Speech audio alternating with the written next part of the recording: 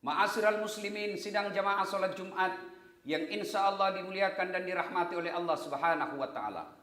Salah satu dari 6 rukun iman mewajibkan kepada kita percaya kepada akhirat, yang artinya tidaklah sempurna iman seorang Islam, tidaklah sempurna iman seorang hamba Allah yang mengaku Islam apabila dia tidak percaya kepada akhirat. Bahkan kalau ingin melihat tingkat keimanan seseorang di antara kalian, lihatlah sejauh mana dia percaya kepada akhirat. Rasulullah bahkan menjelaskan, kalau engkau mau melihat tingkat keimanan seseorang di antara kamu, maka lihat percaya kepada akhiratnya. Semakin tebal kepercayaannya ke akhirat, maka semakin tebal keyakinannya kepada Allah. Demikian sebaliknya. Dan ketika berbicara tentang kehidupan akhirat, satu di antaranya ada yang disebut padang mahsyar. Padang mahsyar ini adalah salah satu proses untuk sampai ke akhirat yang dijelaskan dalam kitab Durratun Nasihin, juga dijelaskan dalam kitab Tanbihul Ghafilin, yang arti Tanbihul Ghafilin adalah peringatan bagi mereka yang sudah melupakannya. Dijelaskan dalam kitab itu, padang mahsyar adalah dikumpulkan seluruh manusia dari Adam sampai kiamat. Bayangkan Pak, orang kemarin saja vaksin, satu RT saja ngantri kita sampai kepanasan, pasti bagiliran habis vaksin. Di akhirat kelak, dari Adam sampai kiamat, kumpul satu tempat. Kalau orang vaksin ada beberapa loket, ini satu loket. Dan pada saat itu, kata Nabi, matahari seolah-olah tinggal satu jengkal dari kepalamu. Dan pada saat itu kata Nabi, kalian semua gelisah. Saya ini masuk surga atau masuk neraka? Ternyata pada saat ngantri itu, Allah menyediakan ruang VVIP. Saya tadi landing bandara, tidak masuk ke gerbang masyarakat umum. Saya dijemput VVIP. Di dalamnya sudah siap makanan. Di dalamnya sudah siap pelayan. Karpetnya bagus, harum, sejuk. Sementara tempat umum panas, berbaur dengan masyarakat umum. Ada bau parfum, ada bau badan. Allah sediakan ruang VVIP. Ini Allah sediakan ruang VVIP.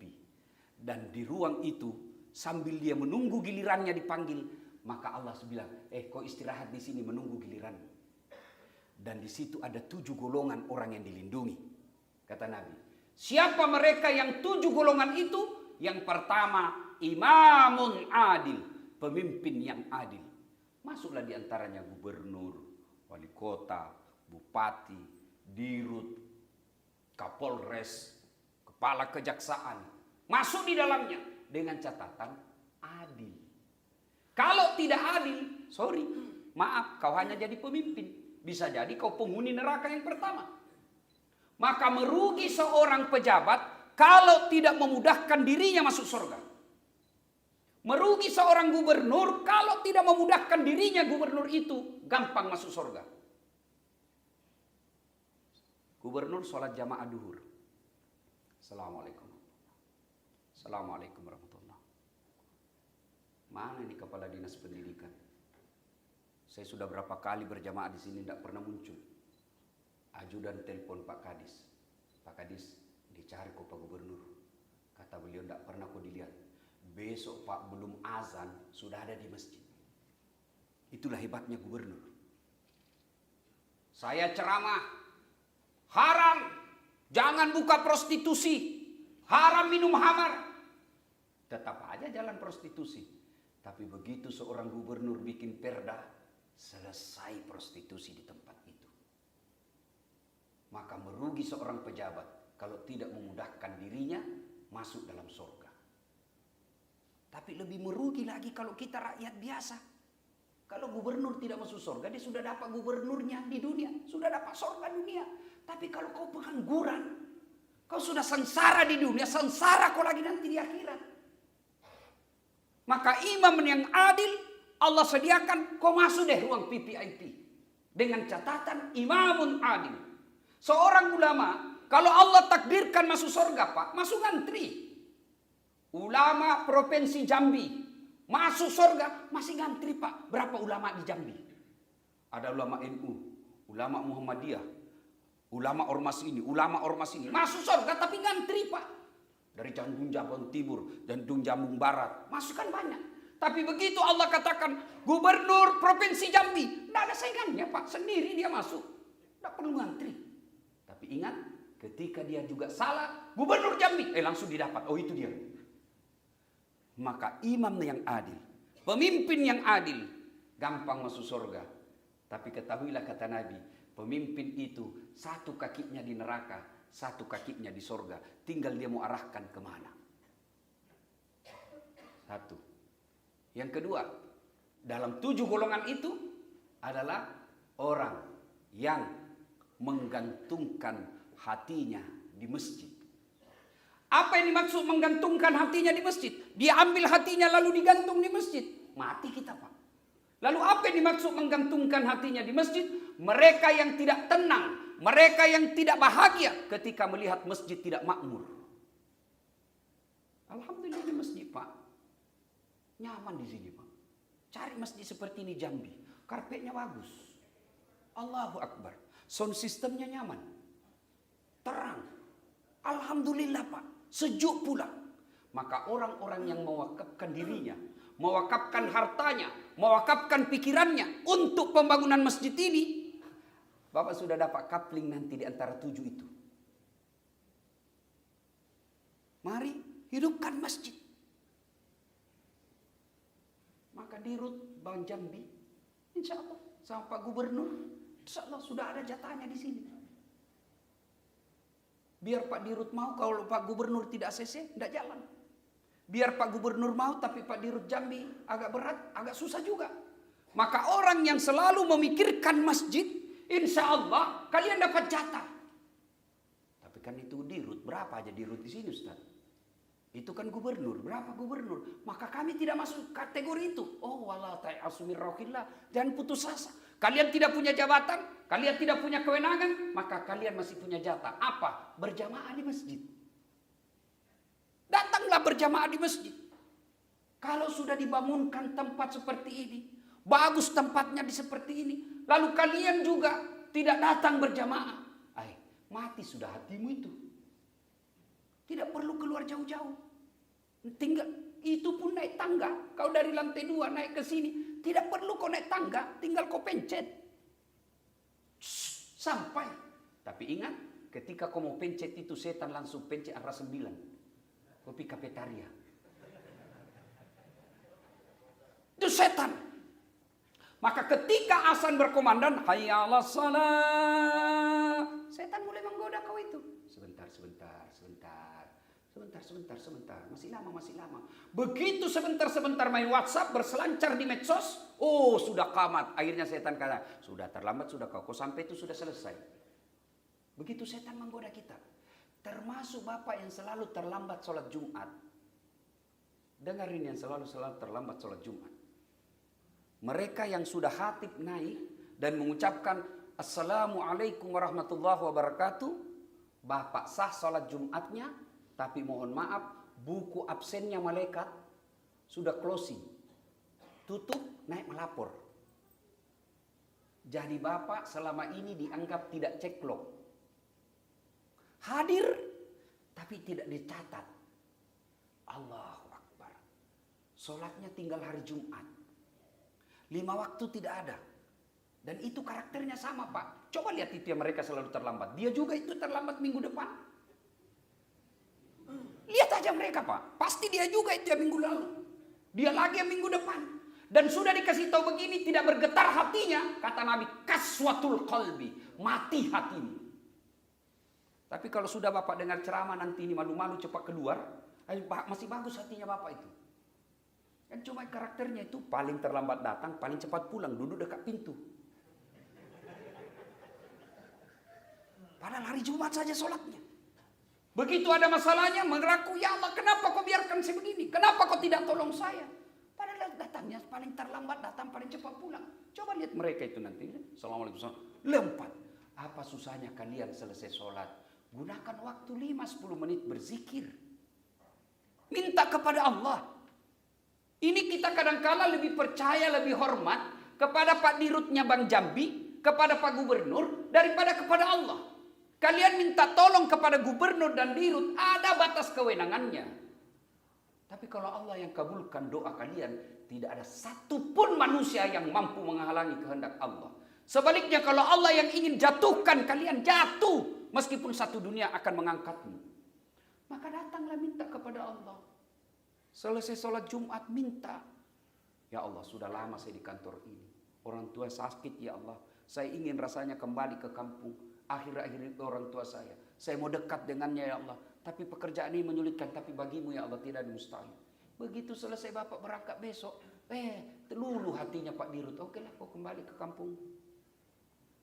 Tidak ada yang mustahil. Ya Allah capek saya sudah lihat istri saya ini ya Allah. Minta tolong kepada Allah. Biarkan Allah yang ngatur mulutnya istrimu. Kalau Allah yang menolong kita. Tidak ada yang mustahil.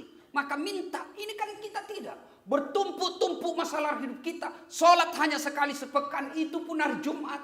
Banyak betul. Assalamualaikum. Assalamualaikum. Begitu ada masalahnya. Langsung buruk sangka kepada Allah. Kenapa Allah tidak kabulkan doaku? Nabi Adam aja berdoa Pak. Minta diketemukan dengan Siti Hawa. Itu 200 tahun baru Allah kabulkan. Nabi Musa minta kepada Allah supaya Bani Israel diselamatkan dari Fir'aun. 60 tahun baru Allah kabulkan. Nabi Zakaria minta anak dari usia 21 tahun. 90 tahun umurnya baru dikasih. Rasulullah minta dipenggalikan itu kiblat yang tadi di Mekah. Kemudian pindah ke Palestina. Nabi minta kembalikan kiblat kami ke Mekah. 18 bulan baru dikabulkan Pak. Para mereka Nabi dan Rasul. Taat beribadah, tidak suka bohong. Berpuluh tahun baru Allah kabulkan. Kalian hari Jumat saja datang. Berdoa hari ini mau dikasih besok. Padahal Bapak pembohong. Saudaraku, mari kalau tidak bisa bangun masjid, makmurkan masjid. Dengan cara apa? Datang berjamaah di masjid. Kemana-mana saya ceramah. Di penjara, lapas, rutan. Itu susah masuk Pak. Sampai 5 pintu dilewati. Dan semua pintunya terali besi baja. Bukan cuma baja, ada polisi, ada sipir di situ yang jaga. Repotnya masuk, periksa kiri kanan. Tapi penuh itu penjara Pak. Padahal susahnya masuk. Masjid. Tidak ada penjaganya. Sejuk di dalam. Susah orang masuk di dalam Pak. Sepi. Mudah-mudahan masjid kita yang cantik ini. Jangan cuma cantik fisiknya. Tapi hidupkan, makmurkan. Bapak yang punya berlebih duit. Ya sudahlah. Gaji kita ayo 10% untuk makmurkan masjid. Tidak usah 10%, 1% aja. Apa? Kita adakan dispenser. Apakah namanya itu? Yang itu kopi. Tapi ada yang cuma datang ngopi, Ustaz. Dia tidak datang masjid. Urusannya dia, kau sudah dapat amal. Makmurkan masjid. Bagi mereka yang cerdas, mari makmurkan masjid dengan apa? Dakwah. Tapi tolong takmir masjid. Yang diberi amanah untuk mengelola masjid ini, jangan bermazhab satu saja. Tidak ada. Tidaklah dilarang. Hari ini mungkin saudara kita yang dari Muhammadiyah ceramah. Pekan depan saudara kita lagi dari NU ceramah. Kemudian hari ini barangkali saudara-saudara kita dari Al-Wasliyah. Kasih semua. Jumat, subuh, sekali-kali kunut. Dua depan lagi tidak kunut lagi. Itulah Islam. Jangan kita hanya satu akhirnya yang tadinya mau ke lain alirannya itu. Kenapa? Salat subuh 3 rakaat. Bukan 3 rakaat, sujud tilawah namanya itu. Kau yang tidak tahu, maka dijelaskan. Ya. Ada orang akhirnya tidak mau datang ke masjid karena merasa masjid itu hanya satu mazhab. Tidak usah ke masjid. Kenapa? Dia di situ, kelompok ini. Akhirnya masjid sepi. Maka yang baik pengelolaannya adalah kita seluruh warna. Namanya masjid ini kantor, ya bagusnya seluruh warna. Jangan dikuasai oleh satu golongan. Akhirnya masjid cantik, sepi. Sidang jamaah Jumat yang saya muliakan. Yang ketiga, yang akan dilindungi Dan masuk golongan orang-orang yang mendapat perlindungan di padang mahsyar kelak. Yang ketiga adalah mereka yang bertemu dan berpisah karena Allah. Bersahabat dengan gubernur bukan karena jabatannya. Bersahabat dengan seseorang bukan karena kekayaannya, tapi karena lillahi ta'ala. Saudaraku, kalau bapak punya teman baik agamanya, genggam baik-baik tangannya, dia akan panggil kau masuk ke surga. Maksudnya apa? Ketika nanti Allah takdirkan saya karena ilmu yang saya sebarkan, ibadah yang saya lakukan, Allah takdirkan saya masuk surga lebih awal, saya akan mencari mana gubernur Jambi. Saya bisa seperti ini karena beliau bantu saya bikin pesantren. Beliau bantu saya untuk dakwah. Beliau berikan saya buku untuk dakwah. Tidak enak rasanya kalau dia tinggal. Kata malaikat, masih banyak pertanyaannya dia. Masih banyak urusannya sebagai gubernur. Lalu saya mau masuk. Tidak enak rasanya saya masuk surga kalau belum ada beliau. Akhirnya Allah sampaikan, saya mau menyempurnakan kebahagiaannya si Das'at. Ambil itu temanmu supaya kau plong masuk ke dalam surga. Kalau kalian berteman hanya karena gubernur, siap-siap kau kecewa. Gubernur paling lama 10 tahun. Kalau kau berteman hanya karena dia pejabat, siap kalian kecewa. Berteman karena kaya, siap kalian kecewa. Kekayaan ada batasnya. Tapi kalau kau bertemu dan berpisah karena Allah, insya Allah kau akan ketemu dunia sampai akhirat. Kalau Anda berteman dengan orang baik, Nabi memberikan ilustrasi yang sangat cantik.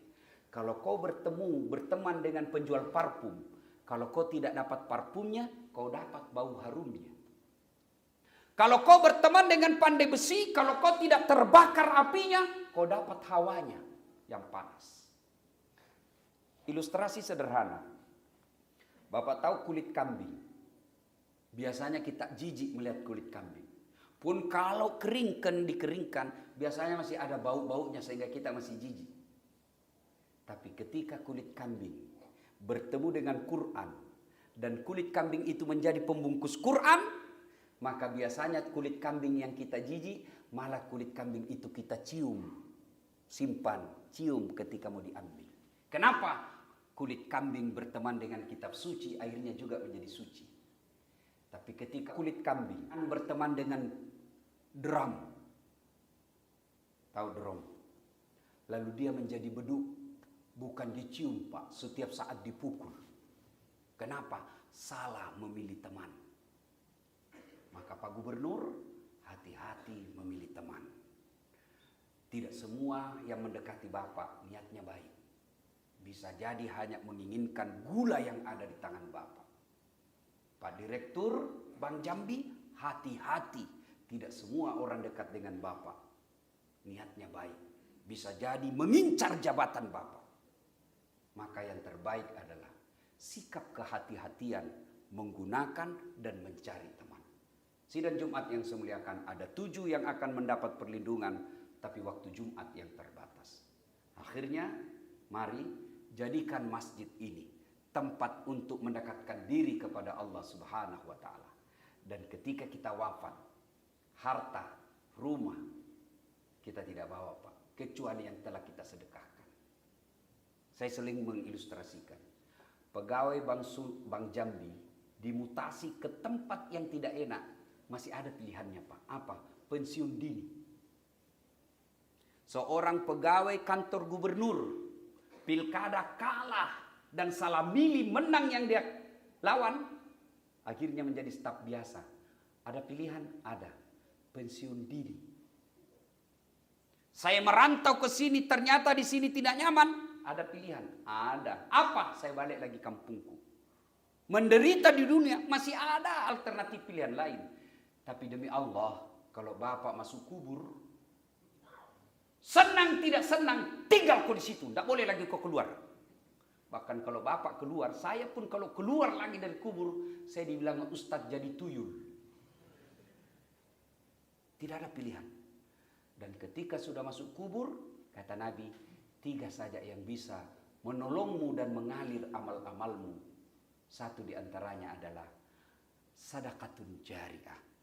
Bapak yang telah dipotong gajinya untuk pembangunan masjid ini. Selama masjid ini dipergunakan, selama itu Bapak mendapat kiriman pahala meskipun Bapak sudah di alam kubur. Bapak yang telah memikirkan perkembangan dan pembangunan masjid ini, Bapak sumbangkan pikiran Bapak. Selama masjid ini dipakai, selama itu masjid ini akan menjadi sumber pendapatan pahala Bapak. Bapak punya tanda tangan sehingga jadi masjid ini. Selama masjid ini digunakan, selama itu Bapak dapat suplai pahala dari masjid ini, meskipun Bapak sudah jadi tulang belulang. Semoga Allah Subhanahu wa Ta'ala memanjangkan umur kita untuk berbuat baik, membangun masjid, rumah ibadah, tempat kita mendekatkan diri kepada Allah Subhanahu wa Ta'ala. Semoga ada manfaat, lebih dan kurangnya mohon dimaafkan. Barakallahu li wa lakum wa izza'izil mu'minin, innahu huwal ghafurur rahim.